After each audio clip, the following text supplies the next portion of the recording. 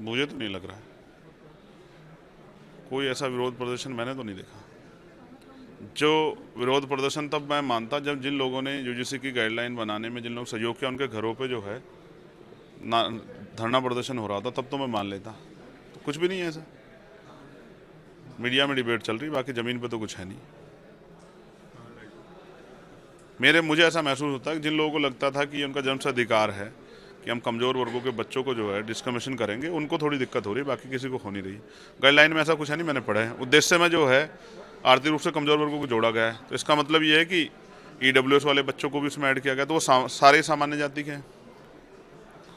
यहाँ तो सामाजिक न्याय अगर किसी के अंदर है तो एससी एसटी ओबीसी के लोगों के अंदर है। देखो 10% आर्थिक आधार पर आरक्षण संविधान का वॉयलेशन करके दिया गया, क्योंकि आरक्षण प्रावधान नहीं था। गरीबी आर्थिक जो है उसमें प्रावधान नहीं था कि आर्थिक आधार पर दिया जाएगा, लेकिन फिर भी दिया गया, तो कुछ भी नहीं हुआ। देश ने स्वीकार कर लिया कि अगर किसी को जरूरत है, किसी को आगे बढ़ाने के लिए सरकार को करी तो कर लो। तो ये सामाजिक न्याय की हिम्मत जो है एससी एसटी ओबीसी के बच्चों, क्या इस मामले की, इस गाइडलाइन के थ्रू किसी पे कोई कार्रवाई हुई है? समता समिति बनेगी, बात हुई। समता समिति में कौन रहेंगे? उसके हेड रहेंगे वाइस चांसलर। वाइस चांसलर क्या है? 45 केंद्रीय विश्वविद्यालय हैं, 45 में से एक एससी के वाइस चांसलर हैं, एक एसटी के हैं, 5 ओबीसी के हैं। ये सामाजिक न्याय है।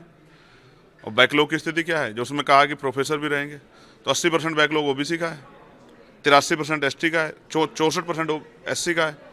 तो ये है सामाजिक न्याय। कोई रोस्टर फॉलो नहीं हो रहा, किसी सेंट्रल पीयूसी में नहीं हो रहा, नवरत्न है, किसी जो है सरकारी संस्था में नहीं हो रहा है, कुछ भी तो नहीं हो रहा है। एससी एसटी ओबीसी के लोग तो पीस रहे हैं, देश में टैक्स भर रहे हैं और पीस रहे हैं, कोई पूछने वाला नहीं है। ये है हालात। तो बिना मतलब का विरोध है, और कमज़ोर वर्गों को सोचना चाहिए कि कौन उनके साथ खड़ा है, कौन विरोध कर रहा है, कौन जो है उनके खिलाफ प्रदर्शन कर रहा है। जैसे मंडल कमीशन में हुआ था, वही हो रहा है।